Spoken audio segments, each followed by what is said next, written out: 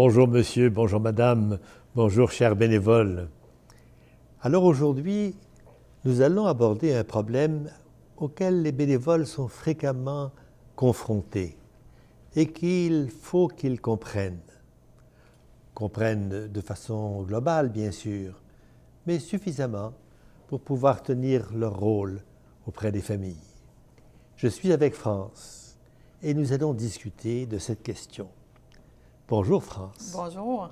Alors, la semaine dernière, je suis allée à l'hôpital. Une dame était allongée dans son lit, inconsciente depuis le matin. Pas d'évidence d'inconfort. Elle respirait lentement, les membres souples. Elle ne bougeait pas. Son visage était détendu. La famille était au chevet, inquiète du coma. Alors moi, j'étais là pour soutenir la famille. Alors j'ai proposé un café, échangé des inquiétudes avec eux.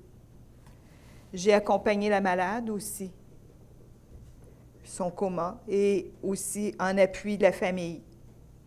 Tout à coup, la dame s'est mise à faire du bruit. Vraiment de drôles de bruit, là.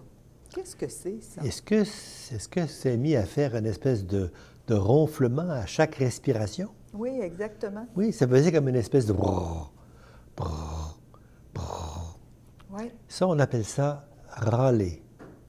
C'est un bruit respiratoire que l'on voit très fréquemment en fin de vie. OK. Alors là, Est-ce que la famille était inquiète de ça? oui, vraiment, la famille était inquiète. Qu'est-ce qu'elle a fait? L'infirmière est venue voir. Oui. Et là, elle a dit, il n'y a pas d'évidence d'inconfort. Mais l'amplitude du bruit a augmenté. Alors, l'infirmière a donné des médicaments. Mais les membres de la famille étaient très mal à l'aise avec ça. Pourquoi ça? Ça arrive, les râles. Savez-vous, c'est une question qu'il faut comprendre. À l'intérieur de nos poumons, on a des mécanismes qui vont capter les choses qu'il y a dans l'air, les poussières, les virus, les petits COVID-19 qui passent là, et ils vont se coller dans une espèce de colle qu'on a à l'intérieur des poumons, on appelle du mucus. Et on produit constamment du mucus dans nos poumons. Dans certaines situations, on en produit même plus que d'habitude. Et ce mucus-là, normalement, il est expulsé par la trachée et on l'avale. On ne s'en rend pas compte, mais vous et moi, on avale 50 à 60 millilitres de mucus tous les jours, sans le savoir. Ce mucus-là contient les poussières, puis les virus, puis les affaires que l'on a respirées. Ça va dans le tube digestif, on les détruit par l'acide de l'estomac, et puis c'est réglé, ils ne sont plus là. Il arrive qu'en fin de vie, le mécanisme qui fait sortir le mucus ne marche plus bien. Vous et moi, là, on a comme des espèces de petits poils là, à l'intérieur de notre trachée qui poussent le mucus vers le haut. Hey, ça prend de l'énergie, ça. Mais quand tu n'as plus d'énergie, ben, tu ne sors plus le mucus, alors il s'accumule à l'intérieur des poumons. Puis si on a un peu trop d'eau dans les poumons, le mélange mucus et eau fait que ça fait comme des bulles à l'intérieur des tuyaux respiratoires. Et là, quand tu expires, les bulles se mettent à branler. Au début, c'est très tout petit. Puis avec le temps, il y a de plus en plus de bulles, de plus en plus d'eau, et et c'est un bruit respiratoire qui, je le comprends très bien, inquiète les familles. Tu sais pas qu'est-ce qu'ils pensent? Les familles, ils pensent que la malade, elle a du mal. Parce qu'ils ne savent pas qu'est-ce que c'est. C'est pas normal. Alors, c'est pour ça qu'on est allé voir l'infirmière. Puis dire à l'infirmière, hey, venez voir, là, il y a quelque chose qui ne marche pas, là.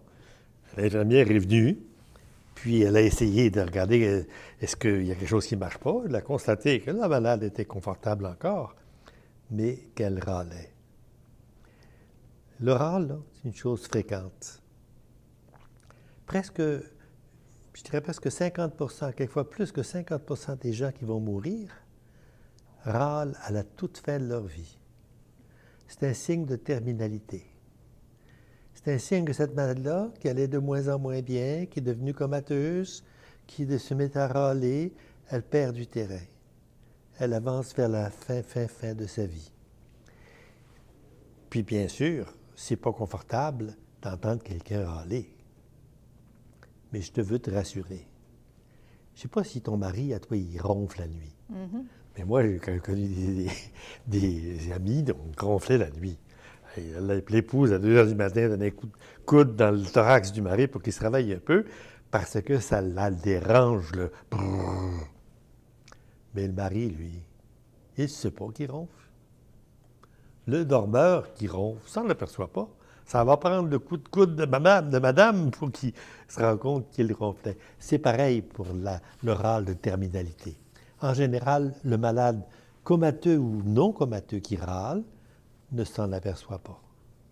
Et pour lui, ça ne le dérange pas. Mais la famille est dérangée. Et même les soignants sont dérangés. Quelquefois, le bruit est très important. Alors, on va essayer de faire quelque chose pour enlever le bruit. Qu'est-ce qu'on va faire? La première chose qu'on va faire, c'est qu'on va donner un médicament qui enlève de l'eau.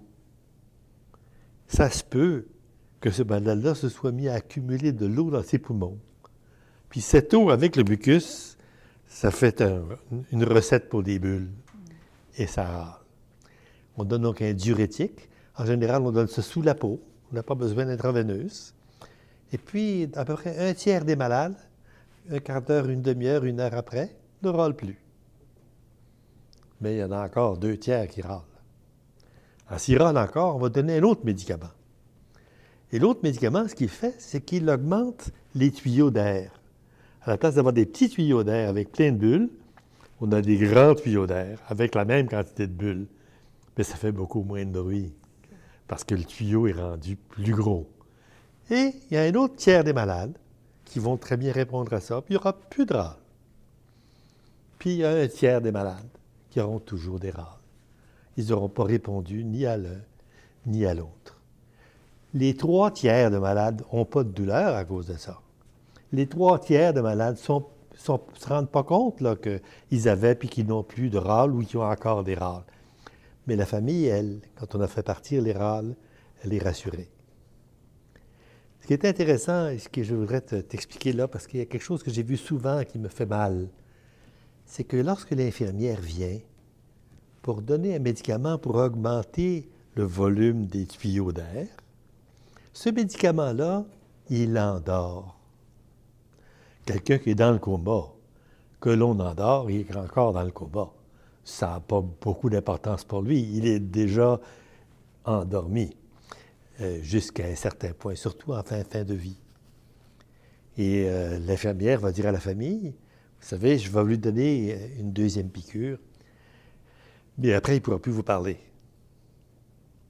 Après, il ne pourra plus vous parler, ça veut dire quoi, ça? Ce qu'elle veut dire, c'est que pendant au moins 4 ou 5 heures, il va être très endormi par le médicament. Et même s'il sortait du coma, il ne pourrait pas parler. Elle n'est pas en train de dire qu'avec cette piqûre-là, il va mourir. Comprenez-vous? Oui. Donc, c'est très important que l'infirmière dise exactement la vérité de ce qu'elle veut dire pour que la famille comprenne exactement ce qu'elle a vraiment dit. Si elle dit, après, il ne pourra plus vous parler, bien, il y a des gens qui vont dire, « Ouais, c'est quoi cette piqûre-là, là? » Là, en ce moment, il existe l'aide médicale à mourir dans notre société. Ça, là, c'est pas de l'aide médicale à mourir du tout. Ça ne tuera pas le malade. C'est important que ce soit clarifié. Et c'est important pour moi que le bénévole comprenne que le geste que l'on va poser est un geste qui ne causera aucun tort au malade. Et là, s'il y a un membre de la famille qui te pose la question, bien, tu le sais que ça ne te fera pas de tort au malade. Et tu peux le rassurer. Donc, en tant que bénévole, moi, je suis là pour rassurer la famille que le râle, c'est pas douloureux. Voilà. Je suis là aussi pour rassurer la famille que c'est une situation qui est fréquente. Oui. Et je dois nécessairement, ou en tout cas, c'est très intéressant d'expliquer que le médicament qui va être donné va endormir pour plusieurs heures mais qu'il ne fait pas mourir. Exactement. Mais peut-être qu'il va enlever le râle. S'il enlève le râle, c'était une bonne idée pour cette famille qui va retrouver une maman qui est, comme elle est d'habitude, sans râler. Ce médicament-là, ça s'appelle de la scopolamine. Et on utilise ça chez des gens qui sont déjà comateux. Les gens qui sont réveillés, on leur donne un médicament pour les râles qui n'endort pas, OK. pour ne pas leur enlever un morceau de leur présent. Donc, on va trouver un autre médicament qui marche également et qui n'endort pas, qui n'a pas les mêmes caractéristiques tout à fait. Et donc, on choisit un médicament qui n'endort pas. Mais chez les gens comateux, en général, c'est très souvent ce médicament qui endort un peu. Ah bien, merci, Dr. Funey. Vraiment, je vais être une meilleure bénévole. Je vais pouvoir rassurer les familles puis les aider davantage. C'est bien, France. C'est jamais une urgence de râler. Et puis, quand on se met à râler, c'est parce que c'est le début de la fin. Si elle râle, maman, c'est mieux de rester avec elle. Dans les heures qui vont suivre, elle sera partie pour le ciel. Alors, on sait que c'est la fin d'une situation de maladie qui a duré longtemps. Et ça nous sonne une petite cloche. On va rester près d'elle. Merci. Merci, France. Ça fait plaisir.